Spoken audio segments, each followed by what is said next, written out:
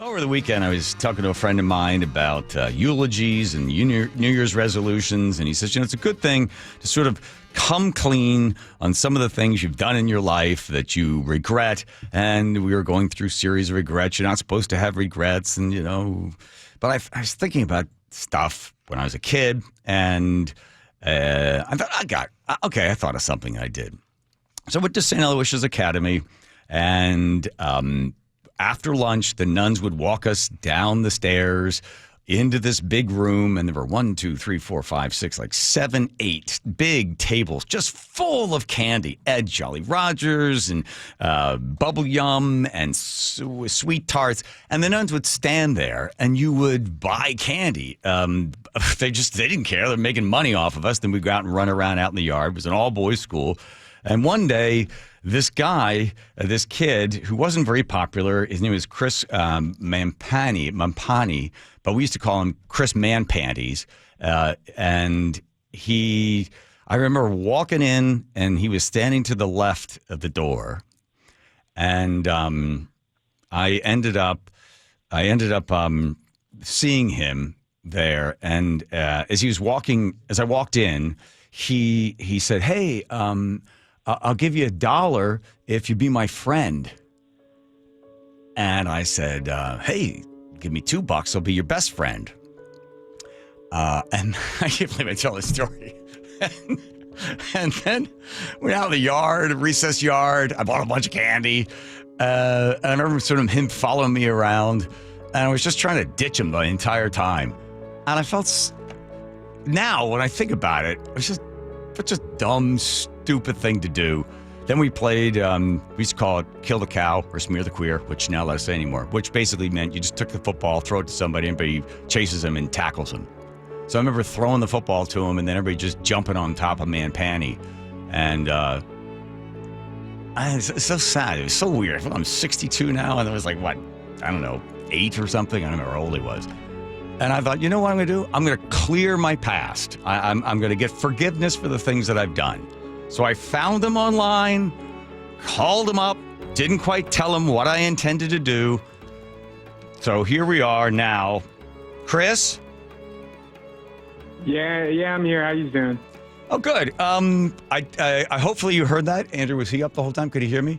So that's... Yeah, I heard you. You got a funny way of remembering these things. I got to say, I don't really remember it exactly that way. Well, I know you don't, but I mean, you remember everybody called you Man-Panty, right? Once or twice. Okay.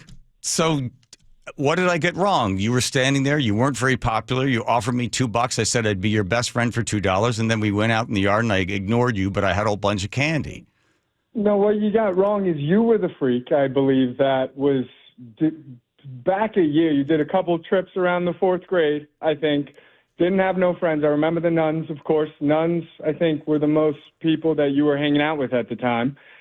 And really what was happening is you took my candy. I told you, hey, I'd give it back. You asked for money to be my friend.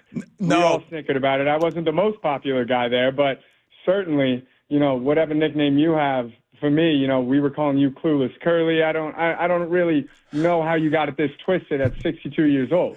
Well, first of all, Chris Man-Panty or Man-Panties, yes, I did 4th grade. I failed a couple of times, but I don't think, we're going to have like a popularity Now, wait a minute.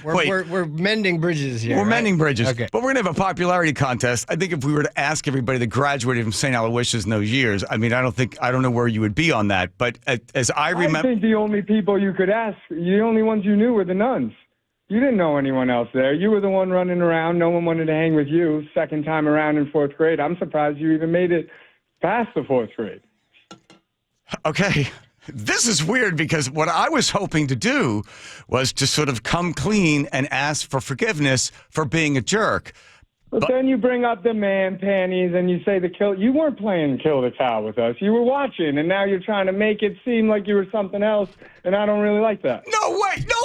Hold on a second. I was very athletic, and I would have any kind of sport and stuff I was good at, and But you were the one with no hair on your legs or armpit hair, right? But sure, late. Man, I hate that. Listen, I matured later than everybody else, but I got hair now. But the important thing is that I distinctly remember you being unpopular, you being man panties, everybody. I didn't have the most friends there, but I surely wasn't asking you to be my best friend for $2. Oh, come on!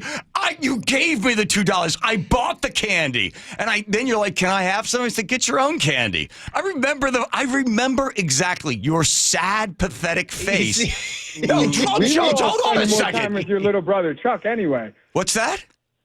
We were all spending more time with your little brother Chuck, who was bigger than you. Got through all of this. Oh yeah. Here we go. Oh, Chuck. Yeah, Chuck's the popular one. I had my own. I mean, you're here talking about a popularity contest. I don't know what name you're trying to clear except drag mine through the mud. Okay. Well, you know what? This is not working out the way I thought it would. And you know what? Then maybe I should ask for forgiveness from you, man panties, for the fact that you were bad mouthing me and saying I'm hanging around with all the nuns or something, or that my brother's more popular than I am. Maybe you want to apologize. I'm not. I came on here hearing what you had to say. I have no need to apologize. I'm not looking for an apology from you. I think we're both in a good spot, but I don't think you're remembering things at all correctly. Well, you don't have to feel guilty anymore. I don't feel guilty now. Okay. Now I feel stupid that I felt I've been carrying around this sadness that I offended this guy. Well, now you know you don't have to carry it around. Okay, what are you doing now? What have you done since you graduated? How are you doing in life? I'm doing well. Yeah, really? How well? I What don't do need you to just get give me a into general specifics. idea? Like I don't the end need of the to- year, like how much money do you make? I make enough. I make ends meet. I put food on the table. I'm not calling people up, who are busting their ass, working hard every day, talking about things 40 years ago. Okay. Well, I'll tell you what, let's just do this. Let's both agree that, we were young and I have how I thought it all worked out, how you think it all worked out, and we just move on from there. Okay? Yeah. No, I'm good with that, and we can have a fresh start to the new year. There we go. There we go. There we go. By the way, I'm sorry if I offended either of you, ever. No, Joe, don't jump in here on this. All right. Well, listen, best of luck with your whatever you're doing there in Philadelphia. Yeah, no, and keep doing what you're doing. It sounds like it's going great. Okay. All right. Thank you, Chris. Manpanto. I'll talk to you later, Curly. All right. Yeah. Talk to you later, too. Okay, that sucked. That is not the way I remember it. That is not what happened. I was not that unpopular. I didn't hang around the nuns all the time. I was getting in trouble. I had to stay with the nuns because I was disobedient in class, and then I wasn't allowed to run around all the time. But I mean, that guy's vision of me when I was in school compared to what that guy was. I think it was your introduction that offended him. Like, oh, his name's Man Panties. That's what we called him, he Man wasn't Panties. Yeah, but maybe. Lesson learned on that one, John. I think that sucked. And like stay Joe away waving from me that. off on how much money do you make. Oh, that's ugly. That is ugly.